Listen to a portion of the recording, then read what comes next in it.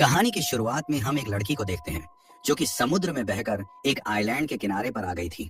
इस लड़की का नाम जेनी होता है और इसके साथ इसका फ्रेंड जैक भी यहाँ बहकर आ गया था। वो उसके पास जाकर उसे चेक करती है तो पता चलता है कि वह बुरी तरह से जख्मी था और कुछ ही देर में वह मर जाता है। यह देखकर वह काफी परेशान हो जाती है और बाद में उसकी बॉडी को वहीं पर छोड़कर वह उस आइलैंड को सर्च करने लगती है, लेकिन इस आइलैंड पर कोई भी नहीं होता। यह पूरा आइलैंड सुनसान था, यानी कि यह लड़की यहाँ पर फंस चुकी थी। इसके बाद जब वह आइलैंड में अंदर जाती है तो उसे एक जगह पर एक बैग मिलता है जिसके अंदर उसे एक लेडीज का पर्स और कुछ बच्चों का सामान मिलता है। यहाँ उसे एक मेडिसिन भी मिलती है जिस पर बहुत पुरानी डेट लिखी हुई थी, जिससे जेनी को समझ आता है कि बहुत सालों पहले शायद यहाँ कोई आया था। उसे इस सामान में माचिस भी मिलती है। उसे वह अपने पास रख लेती है और वापस समंदर के किनारे आती है। उसे वहां पर गिरा हुआ एक बड़ा सा खोखला पेड़ दिखता है।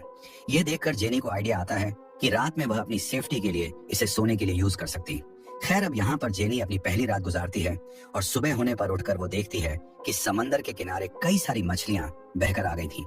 उसमें एक छोटी शार्क भी थी जिसका आधा शरीर खाया हुआ था। वो यहाँ से अपने खाने के लिए कुछ मछलियां ले लेती है। तभी जेनी की नजर एक जगह पर जाती है जहाँ पर कि 3 लोगों की कब्र थी। यह देखकर जेनी अपने दोस्त के लिए भी एक कब्र खोदी है क्योंकि उसके दोस्त की बॉडी सड़ने लगी थी। खैर, अब अगले दिन जेनी जब आइलैंड का चक्कर लगा रही होती है तो वह देखती है कि किसी ने उसके दोस्त की बॉडी को निकालकर आधा खा लिया है। यह देखकर जेनी काफी घबरा जाती है। उसे कुछ समझ नहीं आता कि आखिर यह किसने किया होगा। उसे लगता है कि जरूर यह काम किसी जानवर का है जो कि इस आइलैंड पर रहता होगा। इसलिए वह एक लकड़ी उठाकर उसको नुकीला करती है और अपने लिए एक हथियार बनाती है। इसके बाद वह आइलैंड के बाहर बैठकर उस जानवर का इंतजार करने लगती है। अब रात हो जाती है और अब जेनी को नींद आने लगती है, लेकिन वह जानवर अभी तक यहाँ नहीं आया था।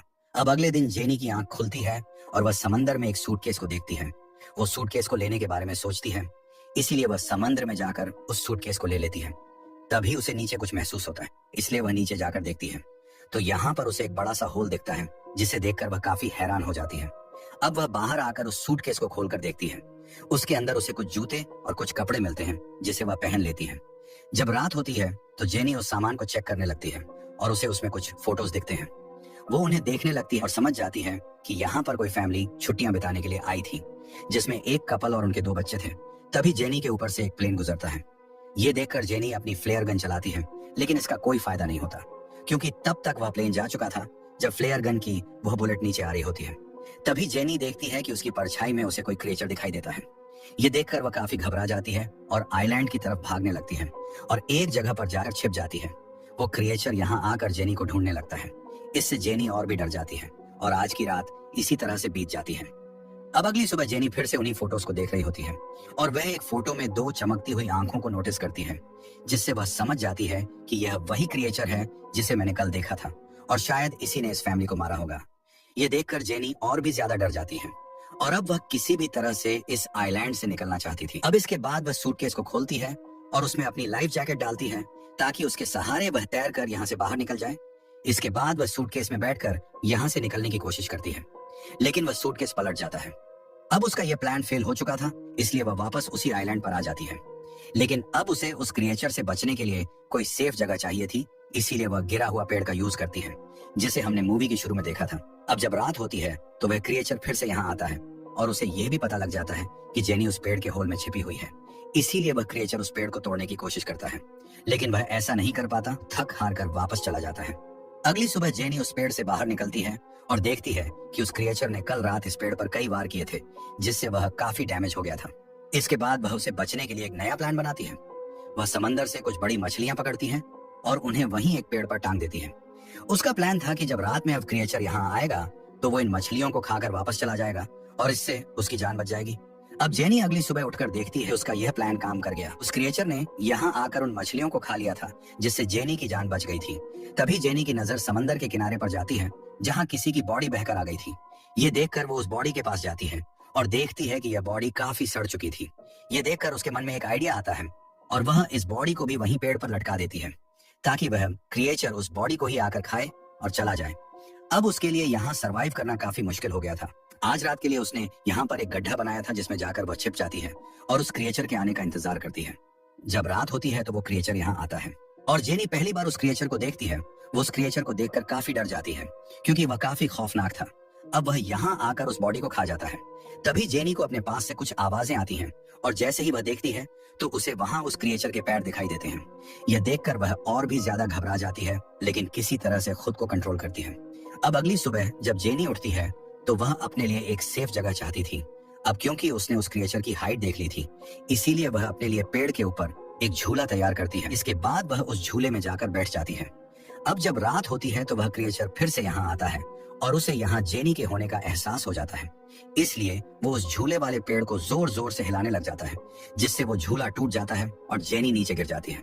अब वो क्रिएचर जेनी का पीछा करने लगता है और अब जेनी अपनी जान बचाकर भागने लगती है। तभी जेनी देखती है कि वह क्रिएचर जमीन से ज्यादा तेज पानी में दौड़ रहा है। वह पल भर में उसके सामने आकर खड़ा हो जाता है, लेकिन जेनी अपनी जान बचाने के लिए लकड़ी के औजार को उस क्रिएचर के पेट में घुसा देती है। वो क्रिएचर जेनी को उठाकर पानी में फेंक देता है और अब जेनी खुद को किसी तरह से संभालती है। फिर जेनी देखती है कि वह क्रिएचर यहाँ से जा चुका है और अब वह पानी से बाहर आ जाती है और वहीं एक पेड़ पर जाकर छिप जाती है। अगली सुबह जब जेनी उठती है कि उसका पैर काफी जख्मी हो चुका था, इसलिए वह खुद को साफ करने के लिए समंदर में जाती है। जब वह यहाँ नहा रही थी तभी उसकी नजर दूर एक राफ्ट पर जाती है, जिसमें उसके दो दोस्त थे जो कि किसी तरह से सरवाइव करके यहाँ आ गए थे। उनका नाम ल्यूकस और मिया होता है। इन्हें देखकर जेनी काफी खुश होती है। अब ये जेनी के पास आकर बैठ जाते हैं और जेनी उन्हें खाने के लिए कुछ मछलियां देती है। वह यहाँ पर इन्हें उस क्रिएचर के बारे में बताती है। वह कहती है कि हमें जल्द से जल्द यहाँ से निकलना होगा, क्योंकि मैं यहाँ पिछले 7 दिनों से फंसी हुई हूँ। लेकिन ल्यूकस और मिया उसकी बातों पर विश्वास नहीं करते। उन्हें लगता है यह झूठ बोल रही है। वह कहते हैं कि हम पिछले 5 दिनों से समंदर में भटक रहे थे और अब जाकर हमें यह आइलैंड मिला है। ये दोनों यहाँ से नहीं जाना चाहते थे। अब जेनी उन्हें वो तस्वीरें भी दिखाती है जिनमें वह क्रिएचर साफ दिखाई दे रहा था, लेकिन फिर भी वो दोनों यहाँ से नहीं जाना चाहते थे। जेनी समझ जाती है कि यह उसकी बात नहीं मानेंगे। अब इसीलिए वह इनसे छिपकर इनकी राफ्ट लेकर यहाँ से भागने का प्लान बनाती है। वो उनकी राफ्ट लेकर यहाँ से निकलने की कोशिश करती है, लेकिन वो दोनों इसे पकड़ लेते हैं। मिया जेनी पर अटैक कर देती है, जिससे वो बेहोश हो जाती है। जब उसकी आंख खुलती है तो वह खुद को बंधा हुआ पाती है और अब रात हो चुकी थी, इसीलिए वह ल्यूकस को मनाकर उसे खोलने के लिए कहती है, लेकिन ल्यूकस और मिया उसकी कोई बात नहीं सुनते। इसके बाद मिया उस आइलैंड पर घूमने के लिए जाती है और ल्यूकस वहीं जेनी के पास रुकता है। इधर जब मिया वॉक कर रही थी तो वह क्रिएचर पानी से निकलकर उस पर अटैक कर देता है। उसकी आवाज सुनकर ल्यूकस तुरंत वहां पर जाता है, लेकिन वो क्रिएचर मिया को पानी में खींच कर ले जाता है और उसे मार देता है। ये देखकर ल्यूकस बहुत डर जाता है। वो डर कर एक पेड़ पर चढ़ जाता है। अब सुबह हो जाती है, लेकिन ल्यूकस उस पेड़ से नीचे नहीं आता। अब उसे जेनी की बात समझ आ चुकी थी। जेनी उससे कहती है कि देखो, वो क्रिएचर सिर्फ रात में आता है, वो दिन में बाहर नहीं निकलता। यह बात सुनकर ल्यूकस पेड़ से नीचे आता है। अब जेनी ल्यूकस से कहती है कि हमें जल्द से जल्द इस आइलैंड से निकलना होगा। अब ल्यूकस उसकी बात मानने के लिए तैयार था। अब ये लोग कुछ मछलियां और कुछ नारियल अपने साथ ले लेते हैं। वो अपने सभी सरवाइव करने के सामान को रख लेते हैं। यहाँ पर ल्यूकस काफी डरा हुआ था। जेनी उसे समझाती है कि क्रिएचर सिर्फ रात में अटैक करता है और जब तक रात होगी हम इस आइलैंड से काफी दूर जा चुके होंगे। इसके बाद जेनी जाकर उस राफ्ट में बैठ जाती है, जहाँ पर उसे कुछ खून बिखरा हुआ दिखाई देता है, जहाँ पर वह समझ जाती है पिछले 5 दिनों में इन दोनों ने सरवाइव करने के लिए जरूर किसी अपने इंसानी साथी को मारकर खाया होगा। अब यह लोग जैसे ही अपनी राफ्ट से यहाँ से निकलने लगते हैं, ल्यूकस को पानी में वही क्रिएचर दिखाई देता है। ये देखकर ये दोनों काफी घबरा जाते हैं और उस राफ्ट को चारों तरफ से ढक लेते हैं, लेकिन तभी वह क्रिएचर उनकी राफ्ट में नीचे से घुसकर उन पर अटैक कर देता है। यह देखकर ल्यूकस उस फ्लेयर गन से उस पर अटैक करता है, लेकिन वह क्रिएचर जेनी को पकड़कर अपने साथ ले जाता है। जेनी के पास एक चाकू था, जिसे निकालकर वो उस क्रिएचर पर कई बार अटैक करती है, लेकिन तभी ल्यूकस भी जेनी को बचाने के लिए पानी में आ जाता है। ये देखकर वह क्रिएचर जेनी को छोड़ देता है, लेकिन वह ल्यूकस को पकड़ लेता है। वह उसे लेकर अपने उस बड़े से होल में चला जाता है। यह देखकर जेनी किसी तरह से तैरकर फिर से उसी आइलैंड पर पहुंच जाती है। जेनी को ल्यूकस की मौत का काफी दुख होता है, इसीलिए वह उस क्रिएचर का सामना करने का डिसाइड करती है। इसके बाद वह वहां पर पड़ी लकड़ियों से कई सारे नुकीले हथियार बनाती है, लेकिन यह औजार उससे कम नुकीले लगते हैं। इसीलिए वो वहां की कब्र को खोदती है और उसमें से कंकाल को निकालकर उनसे काफी नुकीले हथियार बनाती है। वह उस क्रिएचर को आग में जलाने का प्लान बनाती है, इसलिए वह वहां पड़ी सूखी झाड़ियों को इकट्ठा करती है और उनसे घेरा बनाती है। अब उसने अपने ट्रैप को तैयार कर लिया था। कुछ देर के बाद रात होती है और वह क्रिएचर यहाँ आता है। वह भी उसी जगह पर होती है जहाँ उसने ट्रैप लगाया था। तभी जेनी यहाँ झाड़ियों में आग लगा देती है, जिससे वह क्रिएचर आग में फंस जाता है और अब जेनी अपने उन नुकीले हथियारों से उस क्रिएचर पर अटैक करती है, जिससे वह क्रिएचर काफी घायल हो जाता है। लेकिन अब वह जेनी को पकड़ लेता है, लेकिन जेनी उस पर अटैक करके भागने लगती है।